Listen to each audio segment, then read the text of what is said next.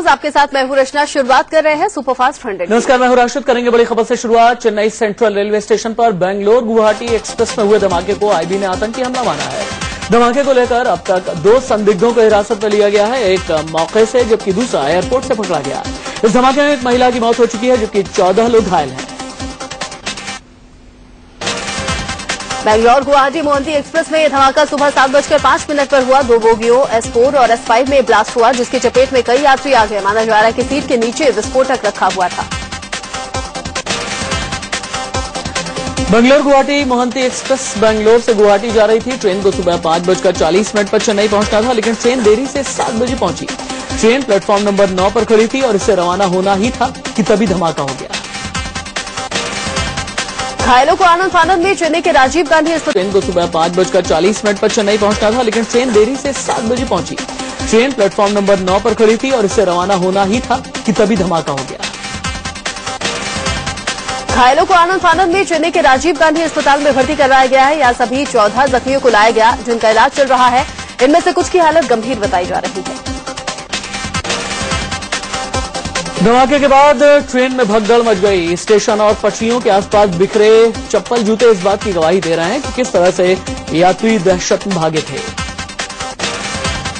Bangalore Guwahati express में हुए blast पर रेल मंत्री मल्लिकार्जुन खड़गे ने हादसे पर दुख जाहिर किया। हालांकि रेल राज्य मंत्री अधीर रंजन चौधरी ने बेतुका बयान दिया और इंडिया न्यूज से कहा कि सभी यात्रियों को सुरक्षा नहीं दी जा सकती। बड़ा अनफॉर्चुनेट है, इसके लिए हम खेद व्यक्त करते हैं।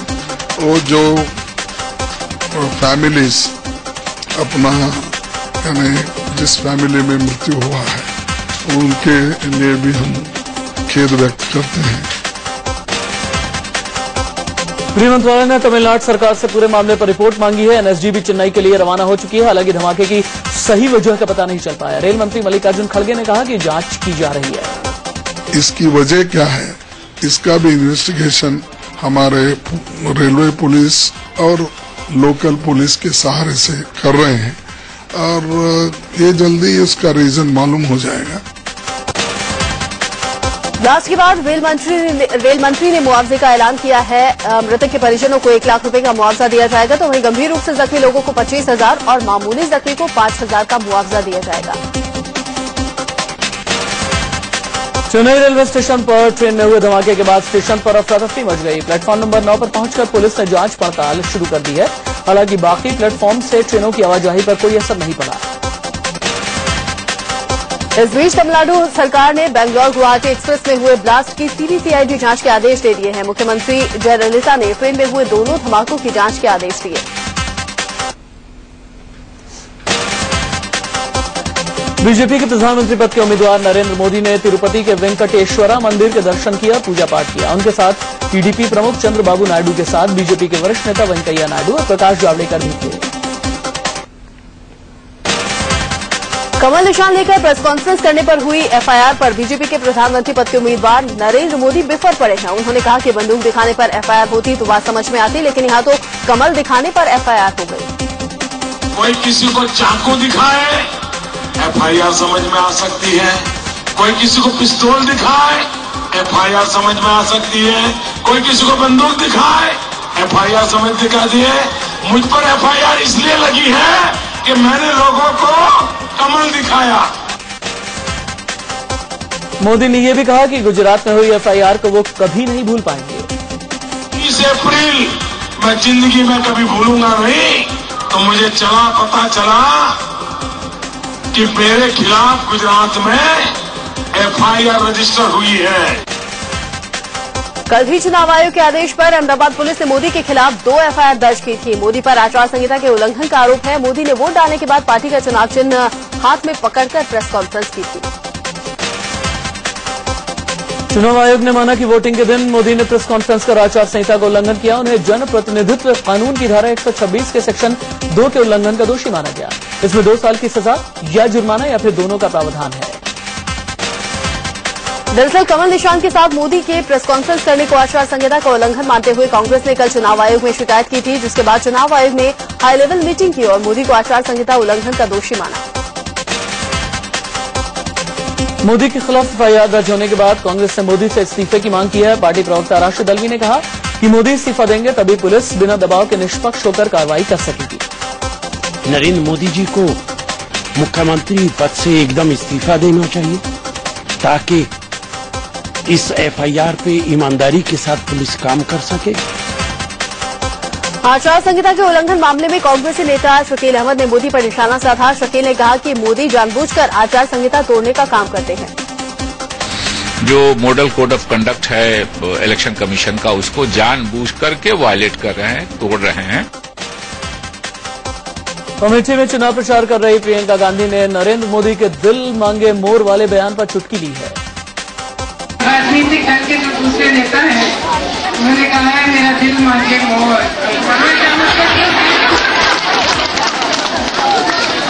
वो मांगत मांगत मांगत थक नहीं है। कांग्रेस के वरिष्ठ नेता और विदेश मंत्री सलमान खुर्शीद ने भी नरेंद्र मोदी के दिल मांगे मोर वाले बयान पर चुटकी ली है। खुर्शीद ने कहा कि मोदी को कोई कोल्ड ड्रिंक पिला दो। दिल मांगे मोर, दिल मांगे मोर, दिल मांगे मोर। मैंने कहा भैया इसको पेप्सी पिला दो ना, ये पेप्सी पीना चाह रहा है। अगर पेप्सी पीना चाह रहा है तो पेप्सी बता दो। सलमान खुर्शीद ने मोदी पर निशाना साधते हुए कहा कि जो ट्रेन की एक बोगी को नहीं बचा पाया वो देश कैसे बचाएगा। और अगर तुम गुजरात में एक ट्रेन की बोगी चलने से नहीं रोक पाए तो हिंदुस्तान पर अगर कोई आक्रमण करेगा तो तुम कैसे रोकोगे। जैन मुनि तरुण सागर ने नरेंद्र मोदी पर निशाना साधा है। जैन मुनि ने कहा कि मोदी ने जैन समाज के लोगों को कत्ल खाने का मालिक बताया था और इसके लिए वो माफी मांगे। नरेंद्र जी मोदी ने जैनों को कत्ल खाने का ऑनर बताकर एक अक्षम्य अपराध किया है। मुझे लगता है कि इसके लिए नरेंद्र जी मोदी को जैन समाज से क्षमा मांगना चाहिए। जाने माने अर्थशास्त्री अमर्त्य सेन ने कहा कि नरेंद्र मोदी प्रधानमंत्री पद के लायक नहीं है, भले ही उन्हें एक बड़ा वर्ग पसंद करता हो। But Modi is fairly well known. I don't think he is a good prime ministerial candidate, but that does not mean that he is my favorite candidate, and indeed he is not.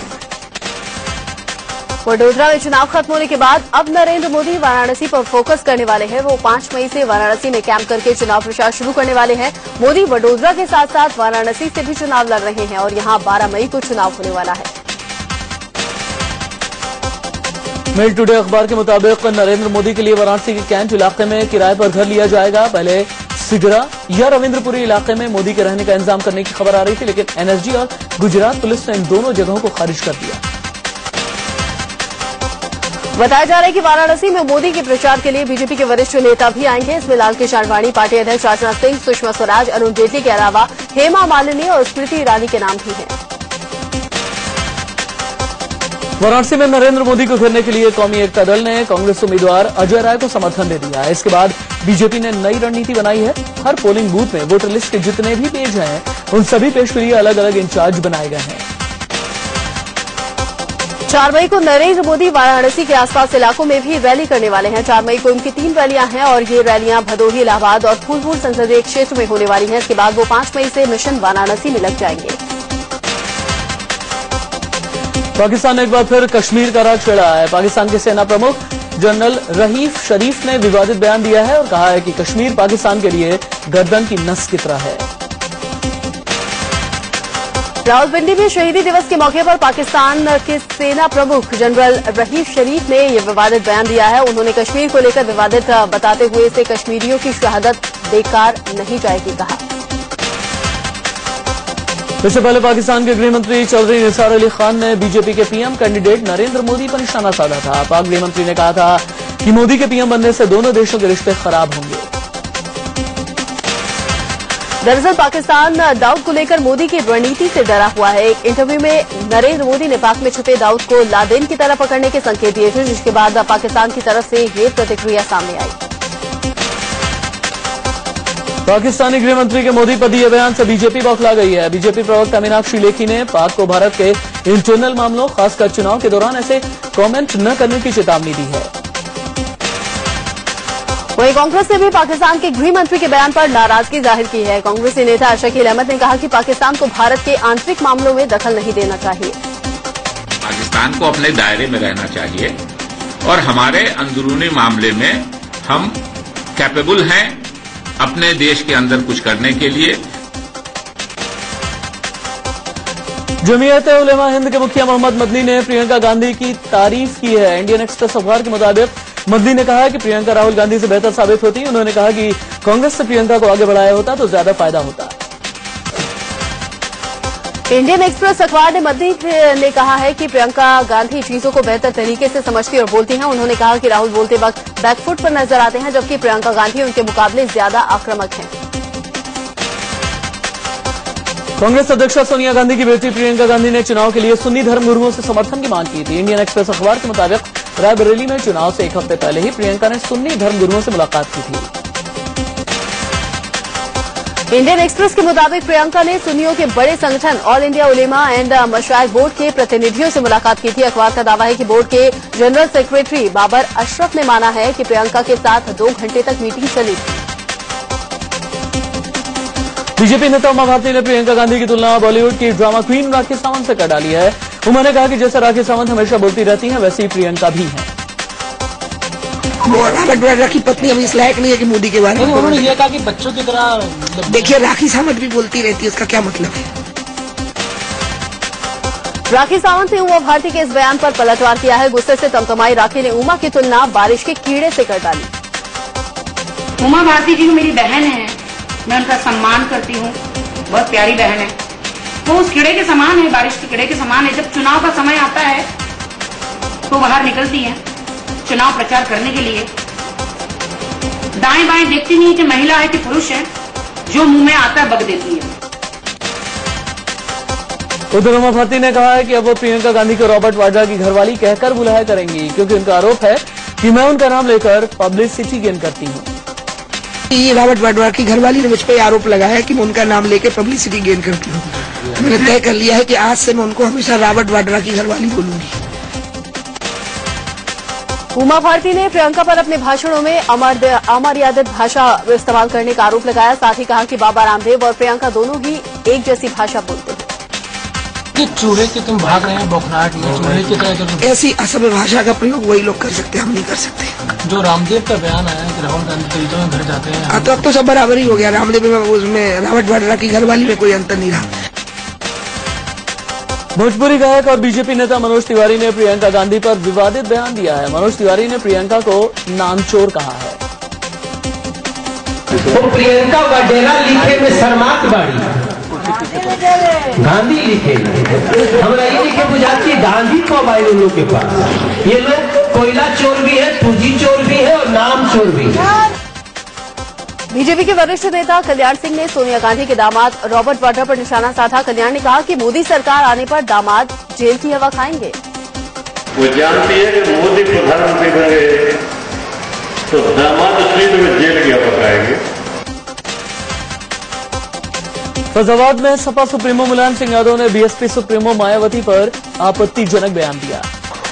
ये काशीराम का बयान है फैजाबाद में, ये इनका बयान है श्रीमती जी का। और श्रीमती कहे या हमारी बेटी कहे, क्या कहे, बहन कहे, इनका है सोच क्या।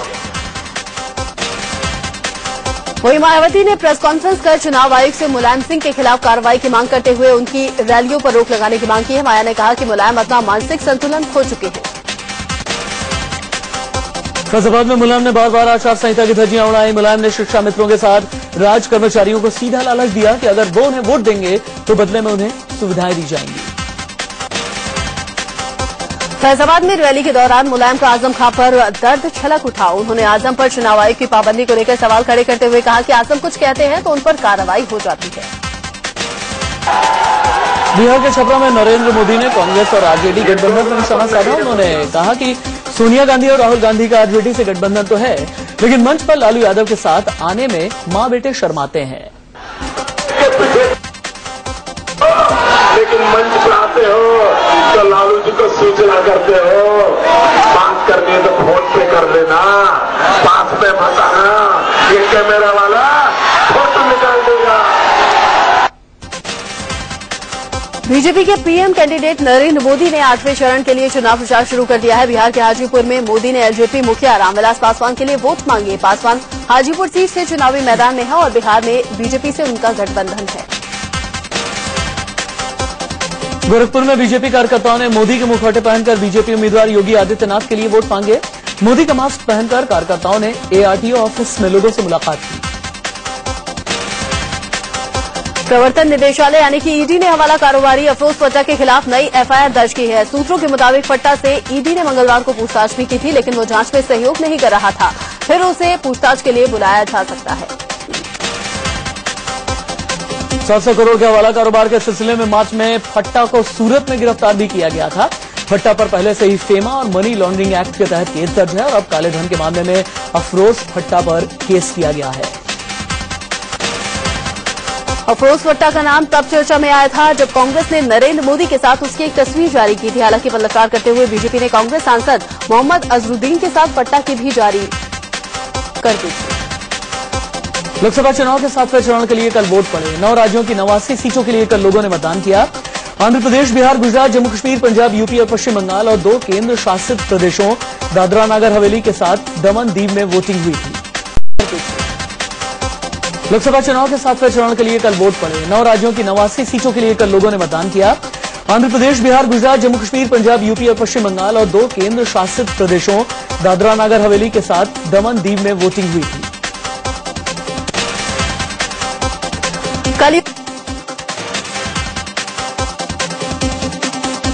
गुजरात की 26 सीटों पर 62% वोट पड़े। पंजाब में भी बंपर वोटिंग हुई। यहां रिकॉर्ड की गई। यहां की 13 सीटों पर 73% मतदान हुआ।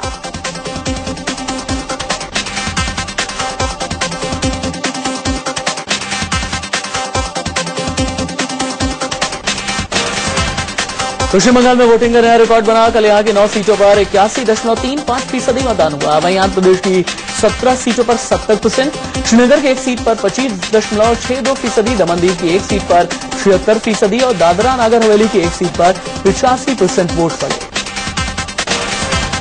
7वें चरण की बंपर वोटिंग से खुश छत्तीसगढ़ के मुख्यमंत्री डॉक्टर रमन सिंह ने दावा किया है कि एनडीए 272 के जादुई आंकड़े को आसानी से पार कर लेगी, जबकि कांग्रेस को 70 सीटों से ज्यादा नहीं मिलने वाली।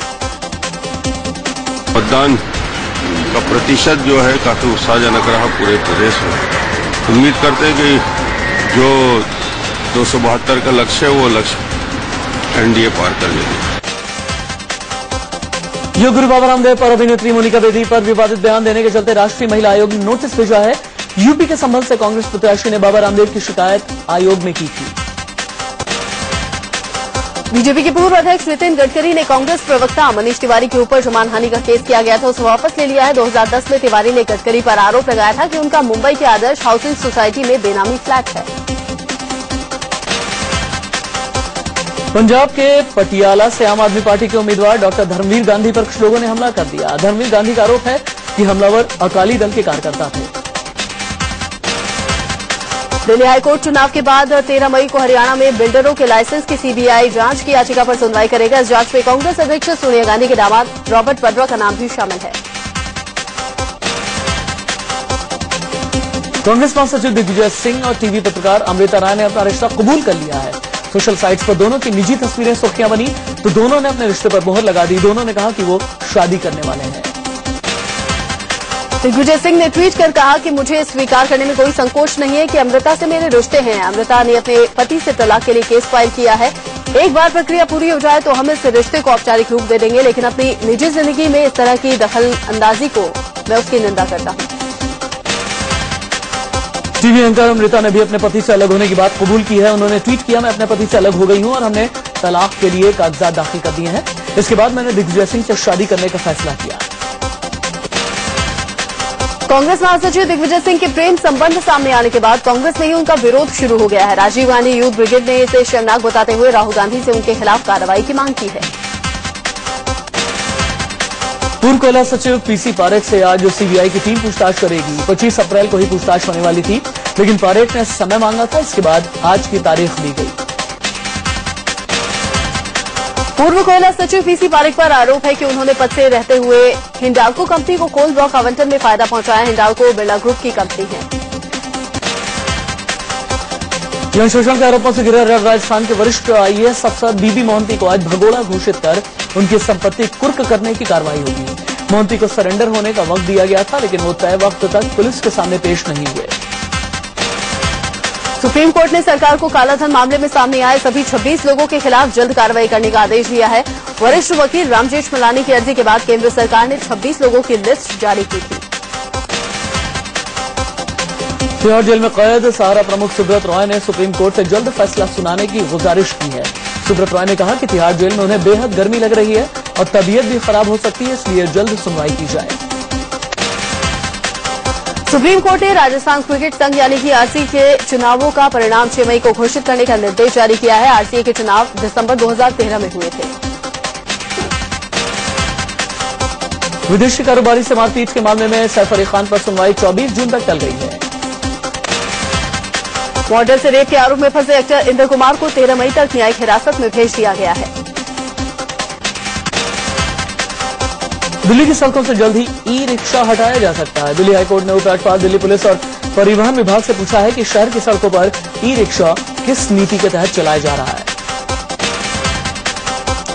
मुंबई सीएसटी स्टेशन पर 1 घंटे के अंदर 3 ट्रेनों में आग लगने की खबर से हड़कंप मच गया। आग प्लेटफॉर्म पर खड़े Deccan queen express, Sahyadri express और मुंबई हावड़ा एक्सप्रेस में लगी थी। तीनों ट्रेनों में लगी आग में किसी के हताहत होने की खबर नहीं है। आग लगने की वजह का भी पता नहीं चल पाया। मेरठ में एक लड़की का पर्स छीनकर भाग रहे युवक को भीड़ ने पकड़ लिया और उसकी जमकर धुनाई की। युवक पर थप्पड़, लात, घूंसे बरसते रहे। इतने से भी लोगों का मन नहीं भरा तो युवक को एक सैलून पर ले जाकर उसके बाल काट दिए गए। दिल्ली के झंडेवालान में देर रात एक शख्स को कुछ लोगों ने गोली मार दी। 45 साल के सुरेश को अस्पताल में भर्ती करवाया गया है। दिल्ली के तुगलकाबाद में एक घर से लड़की की लाश मिलने से सनसनी फैल गई। मुंबई के चर्च गेट इलाके में 21 साल की लड़की से गैंगरेप का मामला सामने आया है। मुंबई के आर्य कॉलोनी में एक प्रेग्नेंट महिला के साथ गैंगरेप की सनसनीखेज वारदात सामने आई। गुड़गांव में जम्मू की एक युवती के साथ बलात्कार का सनसनीखेज मामला सामने आया है। मध्य प्रदेश के बैतूल में 2 महिलाओं को अर्धनग्न घुमाने का मामला सामने आया है। गांव की पंचायत ने तुगलकी फरमान सुनाया। मामला प्रेम प्रसंग का है। एक विवाहित महिला अपने प्रेमी के साथ भाग गई थी, जिसके बाद उसे फैसला सुनाया गया। गाजियाबाद में एक नामी स्कूल के डायरेक्टर को रंगदारी मांगने के आरोप में गिरफ्तार किया गया। अभिभावकों की शिकायत पर पुलिस ने स्कूल के डायरेक्टर को रंगदारी मांगने और शांति भंग करने के आरोप में गिरफ्तार किया है। कल से आईपीएल 7 का मुकाबला भारत में शुरू होगा। 2 मई को रांची में चेन्नई सुपर किंग्स का मुकाबला कोलकाता नाइट राइडर्स से है। आईपीएल 7 के एक रोमांचक मुकाबले में सनराइजर्स हैदराबाद ने मुंबई इंडियंस को 15 रन से हरा दिया। क्रिकेटर विराट कोहली और अभिनेत्री अनुष्का शर्मा के बीच अफेयर की खबरें एक बार फिर तेज हो चली हैं। दक्षिण एशिया मामलों के विशेषज्ञ स्टीफन कोहेन ने कहा है कि नरेंद्र मोदी भारत की अर्थव्यवस्था बदल सकते हैं। उत्तर कोरिया ने एक बार फिर परमाणु परीक्षण की धमकी दी है। पाकिस्तान में बिजली मंत्री आबिद शेर अली ने राष्ट्रपति भवन, पीएम सचिवालय समेत 18 सरकारी भवनों की बिजली कनेक्शन काटने का आदेश दिया है। अमेरिका में तूफान की तबाही थमने का नाम नहीं ले रही। मिसिसिपी के टुपेलो में भयानक बर्बादी हुई। अभिनेत्री दिया मिर्जा ने अपने दोस्त और बिजनेस पार्टनर साहिल संघा से सगाई कर ली है। साजिद खान की triple role based comedy film Humshakals का पहला ट्रेलर रिलीज हो गया है। फिल्म हम शक्ल्स में ग्लैमर का तड़का लगाने का जिम्मा साजिद ने अभिनेत्री बिपाशा बसु, ईशा गुप्ता और तमन्ना भाटिया को सौंपा है। प्रियंका चोपड़ा के नया album I can't make you love me का गाना इन दिनों खूब धूम मचा रहा है।